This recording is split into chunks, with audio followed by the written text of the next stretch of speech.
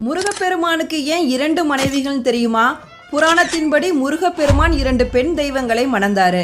முரங்குடி இன தலைவரின் மகளான வள்ளியம்மையையும் எதிரின் மகளான தெய்வானையையும் மணந்தாரு. முருகப்பெருமானோட மனைவிகளான வள்ளியம்மை மற்றும் தெய்வானை அப்படிங்கிறது இச்சாசக்தி மற்றும் கிரியாசக்தியை குறிக்குது. இச்சாசக்தி அப்படிங்கிறது நம்மளோட விருப்பத்தின் சக்தி, கிரியாசக்தி அப்படிங்கிறது செயல் சக்தி. நம்மளோட லைஃப்ல நம்மளுக்கு நிறைய விருப்பங்கள் இருக்கும். வீடு கட்டணும், கார் வாங்கணும், நிறைய ப்ராப்பர்ட்டி வாங்கணும் அப்படின்னு சொல்லிட்டு அந்த விருப்பத்தை நிறைவேற்ற நாம செயல்பட வேண்டும். அப்போ செயல்படுவதற்குரிய சக்தி நமக்கு வேணும். என்னதான் விருப்பமும் செயல்படுவதற்குரிய சக்தி நமக்கு இருந்தாலும் நாம விரும்புவதும் செயல்படுவதும் முறையானது தானா என்பதை அறியும் ஞானம் நமக்கு வேணும்.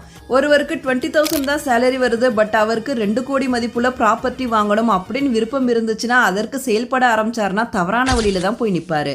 நம்மளோட விருப்பம், அதை சார்ந்த செயல், அது சரியானது தானா அப்படிங்கிறத தேர்ந்து தெளியும் ஞானம், இது 3ஐயும் அருளக்கூடிய தெய்வ மூர்த்தங்கள் தான் முருகப்பெருமானும் அவர்தம் தேவியரான வள்ளியும் தெய்வானையும். வள்ளியம்மை நம்மளோட விருப்பத்தின் குறியீடு, தெய்வானை நம்மளோட செயலின் குறியீடு.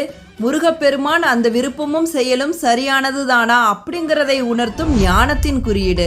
எனவே வள்ளி தெய்வானையோட இருக்கும் முருகப்பெருமானை வழிபடுபவர்களின் விருப்பமும் செயலும் நெறிப்படி அமைந்து அவங்களுடைய வாழ்க்கை சிறப்பானதாக அமையும் அப்படிங்கிறது உறுதி. கட்டாயம் இந்த வீடியோவை மற்றவங்களுக்கு ஷேர் பண்ணுங்க. அப்போதான் முருகப்பெருமானோட 2 சக்திகளை பற்றி மற்றவங்களுக்கும் புரியும்.